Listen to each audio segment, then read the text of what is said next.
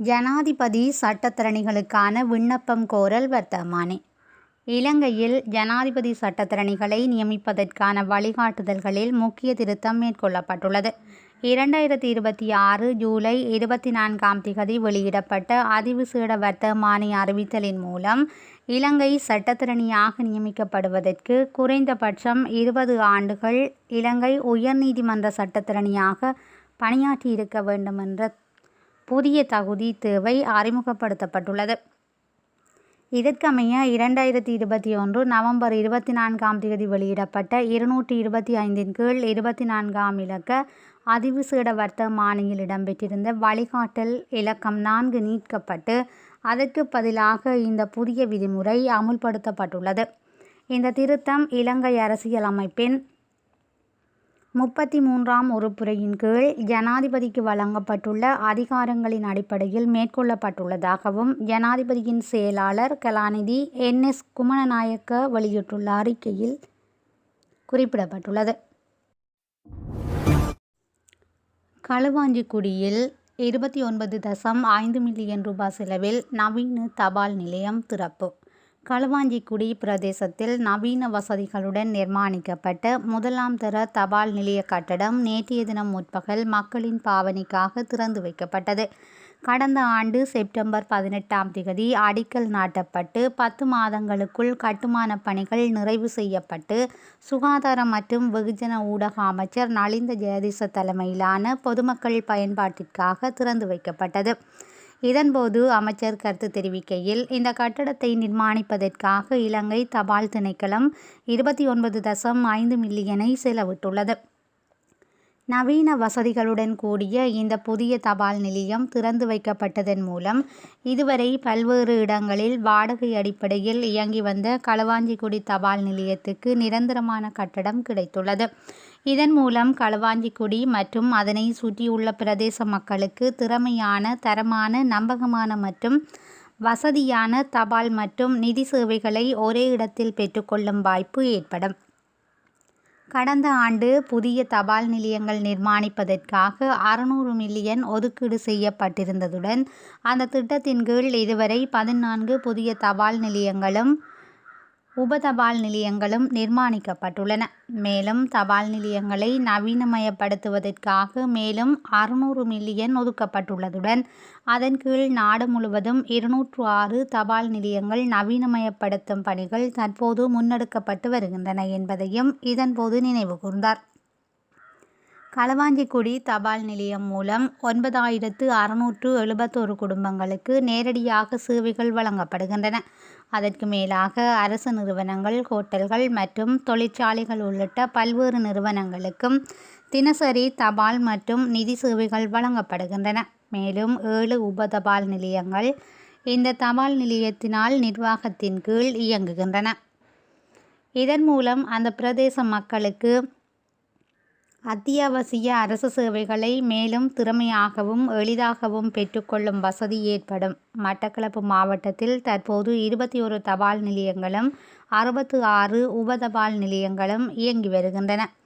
அவற்றில் களுவாஞ்சிக்குடி தபால் நிலையம் மாவட்டத்தின் முதலாம் தர தபால் நிலையமாக விரிவான சேவைகளை மக்களுக்கு வழங்கி வருகின்றது. கொழும்பு இலக்கிய விழா 2026 கோலாகலமாக ஆரம்பம். இலங்கையின் இலக்கிய மற்றும் கலாச்சாரத்துறையை புதிய பரிணாமத்துக்கு எடுத்து செல்லும் வரலாற்று சிறப்புமிக்க கொழும்பு இலக்கிய விழா 2026 நேற்றைய தினம் காலை கோலாகலமாக ஆரம்பமானது. கொழும்பு சுதந்திர சதுக்கத்தில் நடைபெற்று வரும் இந்த விழாவின் தொடக்க நிகழ்வில் சுகாதார மற்றும் ஊடகத்துறை அமைச்சர் வைத்தியர் நலிந்த ஜெயதிச, இந்தியாவின் புகழ்பெற்ற அரசியல்வாதியும் எழுத்தாளருமான டாக்டர் சசி தரூர், கொழும்பு மாநகர சபையின் மேயர் மற்றும் விழா இயக்குனர் பிரதி சபாநாயகர் உட்பட பல முக்கிய பிரமுகர்கள் கலந்து கொண்டனர். 2026 காப்போத்த உயர்தர பரீட்சை ஆகஸ்ட் 10 முதல் செப்டம்பர் 5 வரை. அனுமதி அட்டைகளில் திருத்தம் செய்ய அவகாசம். 2026 காப்போத்த உயர்தர பரீட்சையானது எதிர்வரும் ஆகஸ்ட் மாதம் 10 முதல் செப்டம்பர் மாதம் 5ஆம் திகதி வரை நாடளாவிய ரீதியில் உள்ள 2532 பரீட்சை நிலையங்களில் நடாத்துவதற்கு ஏற்பாடுகள் செய்யப்பட்டுள்ளதாக பரீட்சை திணைக்களம் அறிவித்துள்ளது. இம்முறை பரீட்சைக்கு தோற்றும் பாடசாலை விண்ணப்பதாரிகளின் பரீட்சை அனுமதி அட்டைகள் ஏற்கனவே உரிய வலய கல்வி அலுவலகங்களுக்கு வழங்கப்பட்டுள்ளதுடன் அனைத்து அதிபர்களும் தமது பாடசாலைக்குரிய வலய கல்வி அலுவலகத்தில் பரீட்சை பாடத்துக்கு பொறுப்பான பிரதி அல்லது உதவி கல்வி பணிப்பாளரிடமிருந்து அவற்றை பெற்றுக்கொள்ள வேண்டும். தனிப்பட்ட விண்ணப்பதாரிகளின் அனுமதி அட்டைகள் அவர்களின் தனிப்பட்ட முகவரிகளுக்கு தபால் மூலம் அனுப்பி வைக்கப்பட்டு பரீட்சை திணைக்களம் நடவடிக்கை எடுத்துள்ளது. பாடசாலை விண்ணப்பதாரர்களின் அனுமதி அட்டைகளில் ஏதேனும் திருத்தங்கள் மேற்கொள்ளப்பட வேண்டியிருப்பின் அதிபர்களுக்கு வழங்கப்பட்டுள்ள பயனர் பெயர் மற்றும் கடவுச்சொல்லை பயன்படுத்தி இலங்கை பரீட்சை திணைக்களத்தின் உத்தியோகபூர்வ இணையதளத்திற்குள் பிரவேசித்து அந்த திருத்தங்களை மேற்கொள்ள வேண்டும். தனிப்பட்ட விண்ணப்பதாரர்களும் தமது அனுமதி அட்டைகளில் திருத்தங்கள் இருப்பின் மேற்கூறிய இணையதளத்திற்குள் பிரவேசித்து தேசிய அடையாள அட்டை இலக்கத்தை உள்ளீடு செய்வதன் மூலம் அவற்றை இணைய வழியில் திருத்திக் கொள்வதற்கான வாய்ப்பு அளிக்கப்பட்டுள்ளது. இந்த அனுமதி அட்டை திருத்தம் பணிகளை மேற்கொள்ளும் கால அவகாசம் ஆகஸ்ட் மாதம் 3ஆம் திகதி நள்ளிரவு 12 மணியுடன் நிறைவடையும் என்பதுடன் அந்த திருத்த காலம் எக்காரணம் கொண்டும் மீண்டும் நீடிக்கப்பட மாட்டாது என்றும் பரீட்சை திணைக்களம் அறிவித்துள்ளது. இந்த பரீட்சைகள் தொடர்பில் ஏதேனும் விசாரணைகள் இருப்பின் 1911 என்ற உடனடி அழைப்பு இலக்கம் 0112784208 அல்லது 11284537 ஆகிய தொலைபேசி இலக்கங்கள் ஊடாகவும் தொலைநகல் இலக்கம் மற்றும் மின்னஞ்சல் முகவரி ஊடாகவும் பரீட்சை திணைக்களத்திடமிருந்து தகவல்களை பெற்றுக்கொள்ள முடியும்.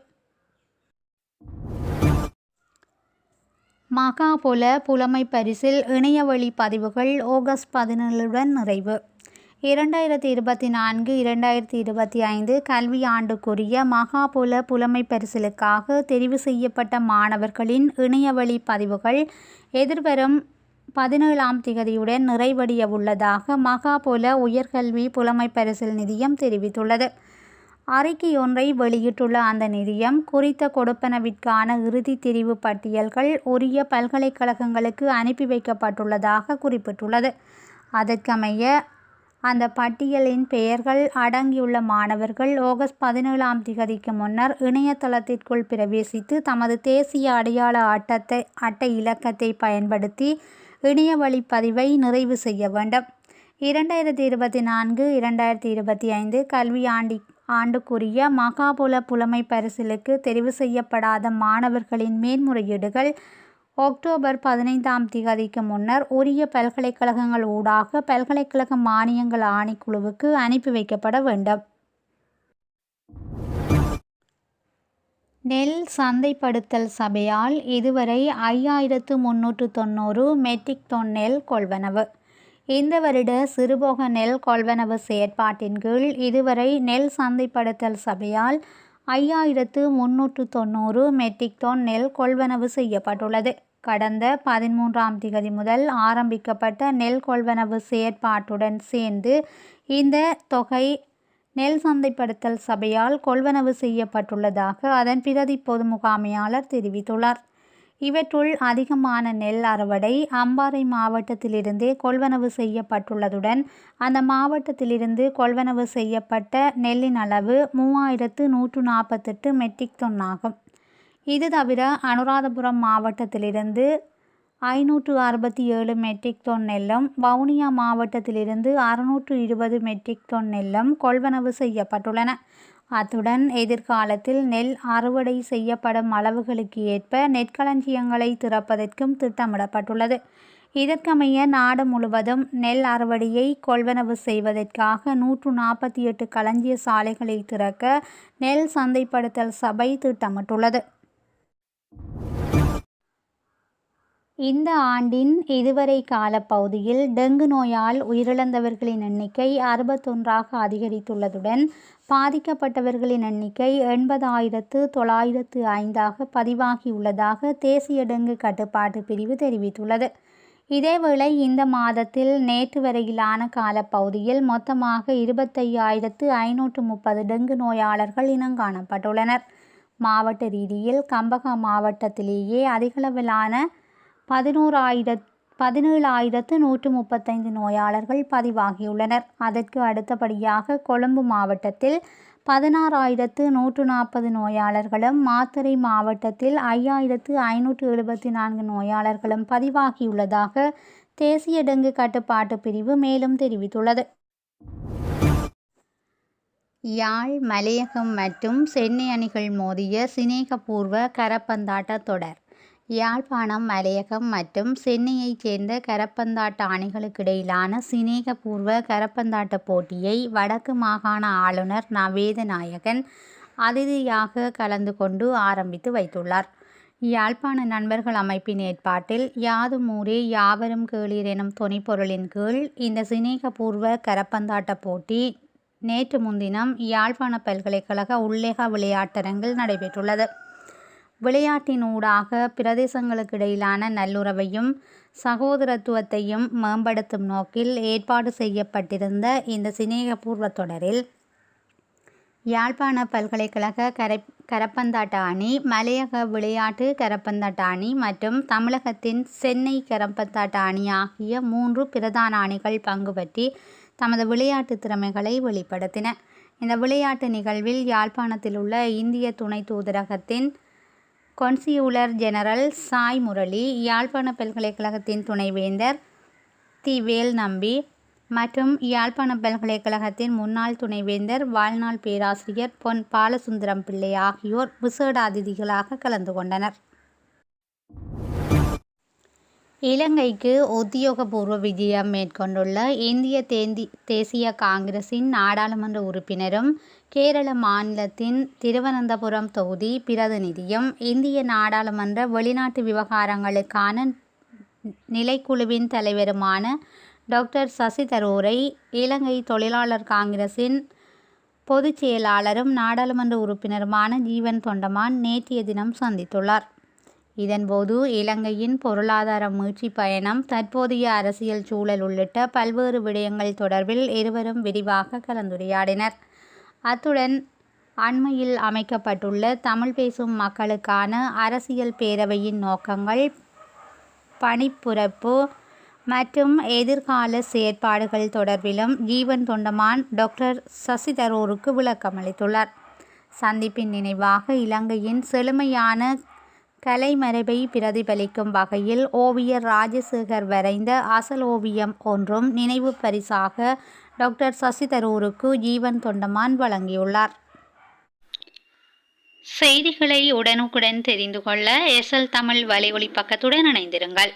நன்றி, வணக்கம்.